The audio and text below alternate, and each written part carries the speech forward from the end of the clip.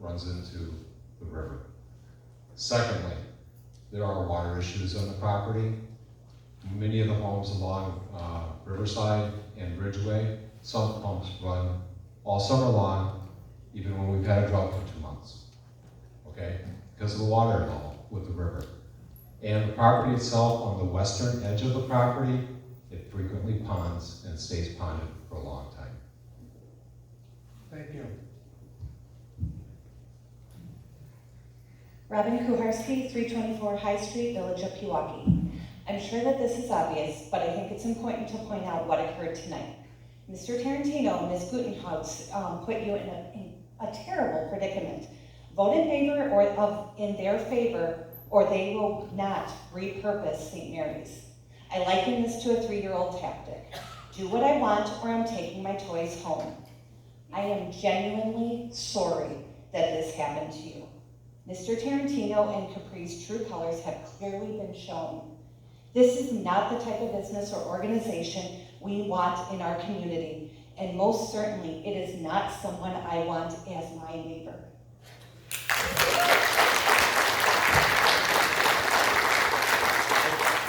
Phil Kowarski, 324 High Street. She took what I was going to say. So I applaud you guys for having the courage to vote the way you did. I definitely don't envy what you've had to go through. I don't envy what you have in front of you. Like Tom said, anything we can do to get single-family homes back there is great.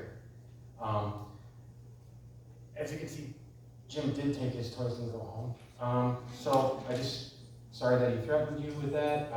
It's not that if they didn't get rezoned that the church that it can't be repurposed. We've been told that the design is fluid. All they have to do is repurpose St. Mary's where it is, get rid of the multi-story building and the design that's right on Wisconsin. Mr. Tarantino was also absolutely correct about the church bringing people together. This church has brought people together in a way that I have not witnessed in Pewaukee in a very long time. We've been told that the main portion of this property is already zoned for institutional use. I believe institutional use is limited to hospitals, churches, schools, museums, and nursing homes. Like Mary said, I believe you said that they would still need a conditional use grant.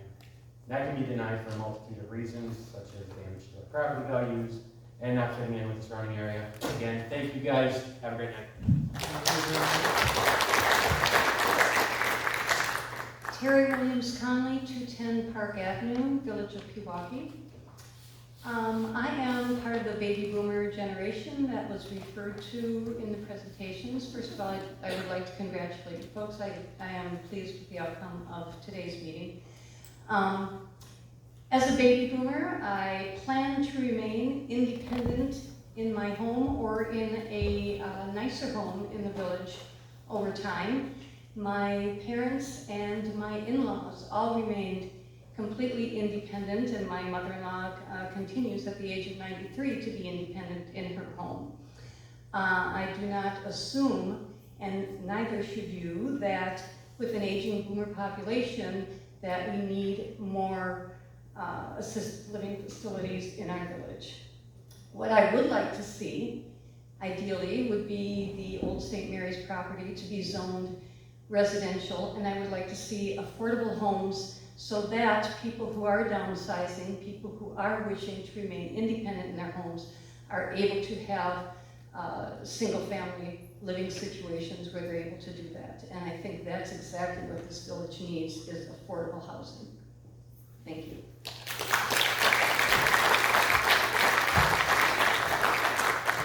Jim Grove, 231 Park Avenue. This is some of the best land I think there is in the village of Pewaukee. And I think the highest and best use of that land would be not the institutional use, but I think it would be single-family housing. And you get plenty of tax money by parceling that out into single-family homes. And it would make a more consistent use of that property up there in that neighborhood. The other thing is, one of the gentlemen over here brought up the possibility of a reverter in the deed, so that if it was never used as a church again, it would revert to the original grantor. I think that if it's in the deed And if it's enforceable, I think it should be looked at and a consideration for you folks. Thank you.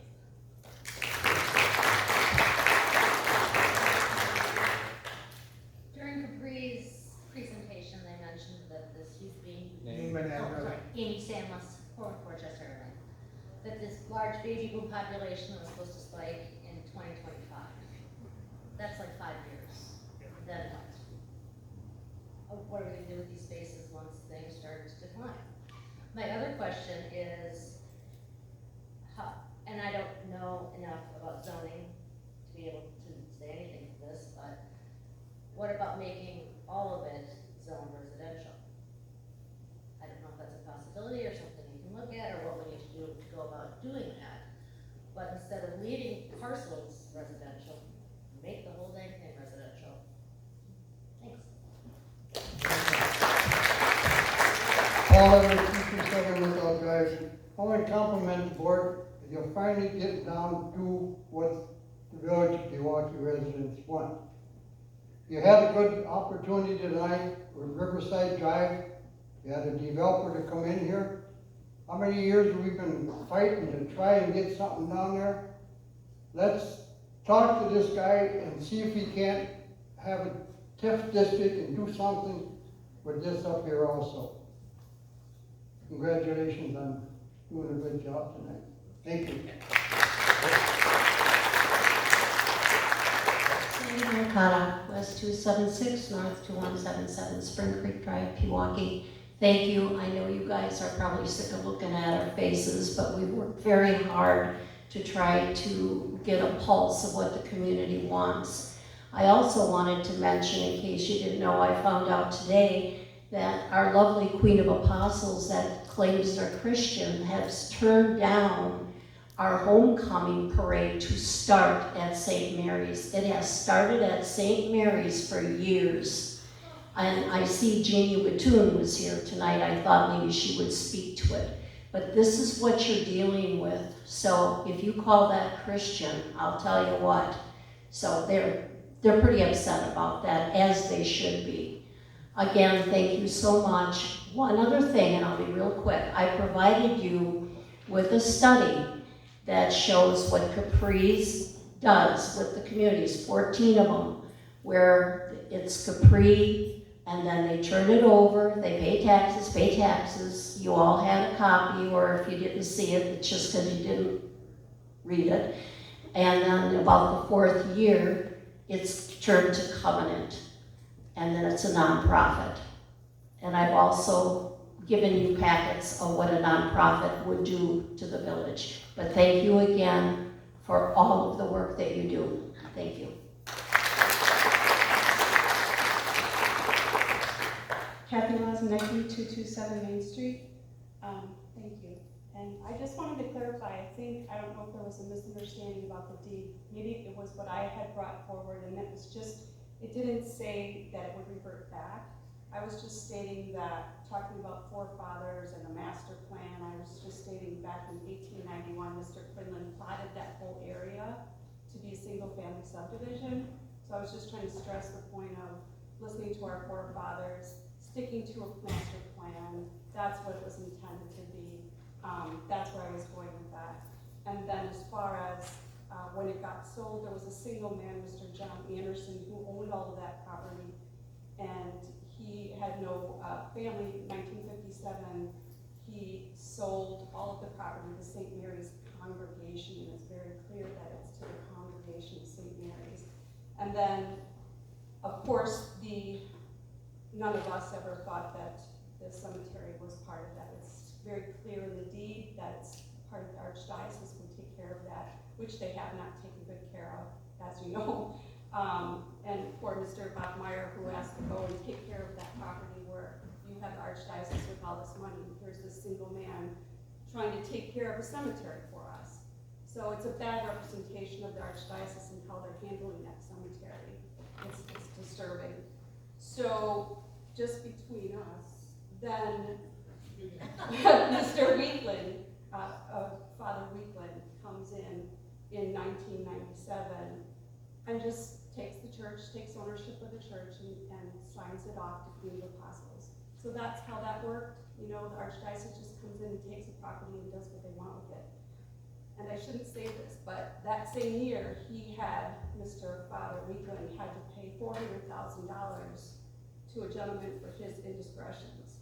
So that money that we're suffering, we're just being raked over again and again, and it's not our problem.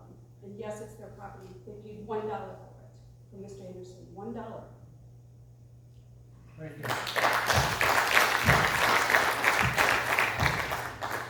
Amy Butterfield, 817 Quinlan Drive, Pewaukee. Couple things that I want to make sure I say tonight. I really have to give you guys a lot of credit for being in the seats that you are. It's a very tough position to be in, and I give you a lot of credit for doing what you did tonight and not letting what they said steer you away from what you know is right. So please keep doing a good job with that. Second of all, just a thought crossed my mind about the zoning with the residential. Why would residential, where they have condos set up, really make the condos go away?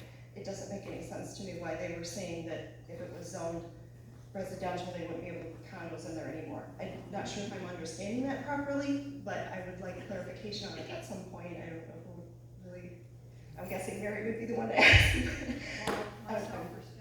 Okay, I'm just curious because it didn't make sense why that would have to go away anyways for them, which is small in comparison to everything else that really is at stake here. And I also don't agree with them that they have to not do something with St. Mary's because it's rezoned differently. I still think if it's elusive, they should be able to move St. Mary's when they want to.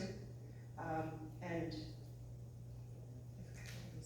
I'm sorry, but I'll just stop. Thank you again very much for all your time tonight.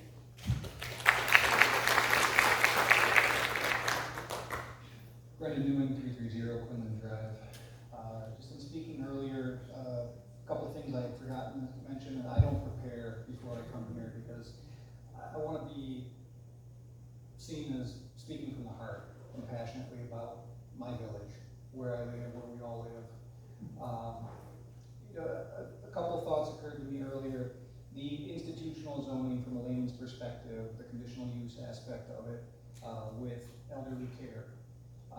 From the numbers we heard earlier with Capri's presentation is that there's only 26 beds of memory care of about 206, 207 total beds, something along those lines. At the time I did the math, that's 13% of the total number of beds are actually within my understanding of the institutional conditional use zoning designation. That's a lot of condos that they're sneaking in under a false pretense in my mind. Again, layman's interpretation of that. And the last thought I had in regards to the flooding aspect of it, my house actually floods more often in the winter time than it does in the spring and summer.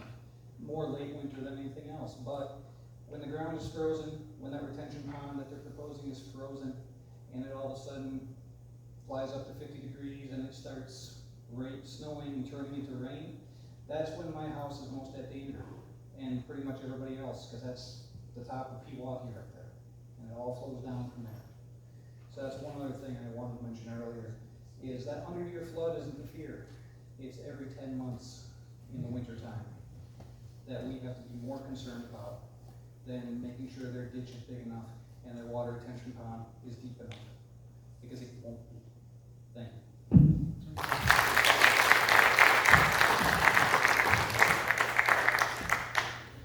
Kathleen King, 725 Glacier Road. I just wanted to say thank you so much for your vote tonight. It means so much to all of us. And I know you've been under a lot of pressure from everybody. So I just wanted to say thank you for listening to us. The other thing I wanted to say is that something that we started off months ago and kind of got dropped by the side. And I thought I'd like to bring it up again tonight, And I don't know how zoning works and all of that, but, you know, why couldn't there be a package deal of some sort with Queen of Apostles, where you've got Agape wants to buy the church. We need a community center, as has been brought up multiple times, and that gymnasium would be so ideal.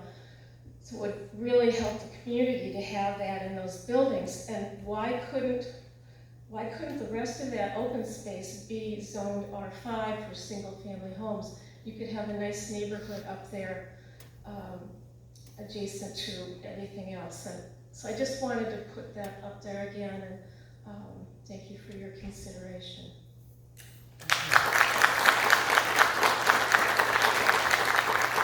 I want to thank everybody for coming tonight and your comments.